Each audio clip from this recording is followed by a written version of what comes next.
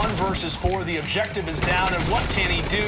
The answer is nothing. The way I got into gaming, I knew that I didn't want to just work in the clinical environment.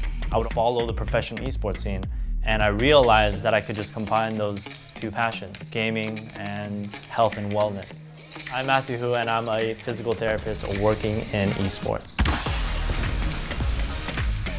I'm a gamer. I'm also a doctorate of physical therapy, an orthopedic clinical specialist, and a strength and conditioning specialist. And what I do is I help organizations create structures to improve their wellness and performance. I want to address the common, what we call impairments, so things that stiffen up, things that weaken, things that are over-shortened in that rounded position like this when they're playing. And not only that, helping them prevent a lot of injuries that come along with prolonged sitting and sustained stress on some of the joints in the spine that are just sliding. Both arms out in front, rolling to the left. If you notice one side is more tight than the other, roll back. I am the head of performance and esports medicine for KSE, and they have both a Call of Duty esports team as well as an Overwatch League esports team. Up overhead, back down, and then swap.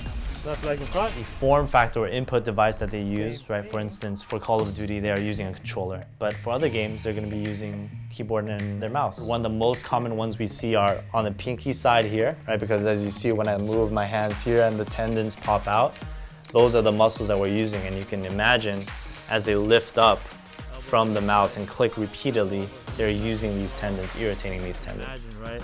As we're sitting there holding the controller, we have to maintain that position for long periods of time. So we want to work this area. I'm also the owner and CEO of 1HP.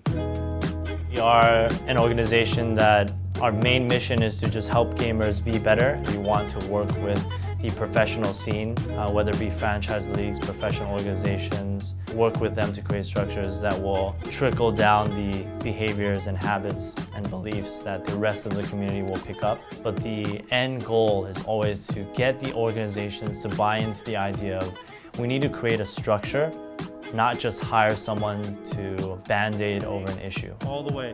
So these are pretty important for us. They control this movement, and we use that a lot when we're gaming. When you lift off the button, lift off the trigger, these are the muscles that get stiff and get overused, so we stretch them. What we did today, at least with KSC and the Call of Duty team, was twice a week, regular team-based activities to build camaraderie as well as just address a lot of the issues that might come along with them sitting for extended periods of time. And so I target those. Today was primarily focused on getting their spine to move a little more. So the first section where I had them doing a lot of rotation-based exercises was to help get their spine moving. Arms in the plane of your body, reaching all the way up overhead.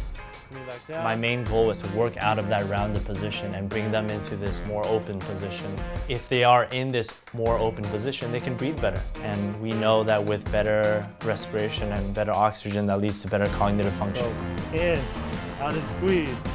We want to make sure we work on those postural muscles.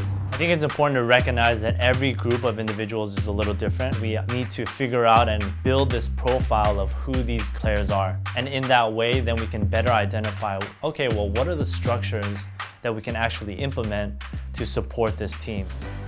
I think because I'm a gamer myself, I care a lot about this community because I see both perspectives, both inside and outside of the actual practice and training environment that they have to deal with that I think are really paralleled in all traditional sports. They have to be media trained, they have to show up for practice, and there's consequences if you don't. They have to play these long hours and train on their own. There are really multiple similarities, but in the same way, there are many differences. I think regardless, they are a population that needs help and needs professional support. So regardless of if it's considered a sport or not, I'm gonna always be here to support them.